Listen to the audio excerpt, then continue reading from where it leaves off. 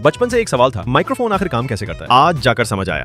सबसे पहले ये जानना जरूरी है कि आवाज असल में एक मैकेनिकल वेव होती है, मतलब किसी चीज के कंपन से पैदा होती है। जब कोई ऑब्जेक्ट वाइब्रेट करता है तो वो अपने आसपास के मीडियम जैसे हवा के मॉलिक्यूल्स को कंप्रेस और रेयरफाई करता है। इससे एक तरह की प्रेशर वेव बनती है जिसे हम आवाज के रूप में महसूस करते हैं। इसी प्रेशर में फर्क की वजह से हमारी ईयर ड्रम जैसी चीजें हिलती हैं। अब आते हैं माइक्रोफोन पर। इसकी स्ट्रक्चर बहुत कॉम्प्लेक्स नहीं है। सबसे इंपॉर्टेंट हिस्सा है साउंड रिसीविंग और कन्वर्टिंग यूनिट। इसमें 3 मेन पार्ट्स होते हैं, मैग्नेट, कॉइल और डायफ्राम, जो कॉइल से जुड़ा होता है। जब हवा में साउंड वेव ट्रैवल करती है तो प्रेशर चेंज की वजह से डायफ्राम वाइब्रेट करता है। ये कंपन कॉइल को मैग्नेट के रिलेटिव में मूव कराता है। अब फैराडेज लॉ के हिसाब से जब कॉइल मूव करता है तो उसमें इलेक्ट्रिक करंट इंड्यूस होता है। यही करंट, जो कि आवाज की फ्रीक्वेंसी के साथ मैच करता है, एक इलेक्ट्रिकल सिग्नल के रूप में निकलता है। ये सिग्नल फिर एम्पलीफायर या प्रोसेसिंग डिवाइसेस तक पहुंचता है और वहां से स्पीकर के जरिए वापस आवाज में बदल जाता है। अरे रुको जरा, ध्यान दिया? माइक्रोफोन का स्ट्रक्चर और काम करने का तरीका कुछ जाना पहचाना लग रहा है? बिल्कुल सही।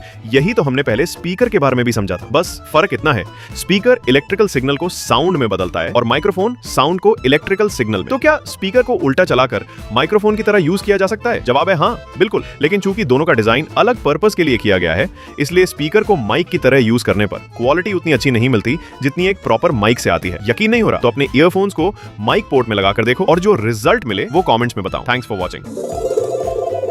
Please like and subscribe for more.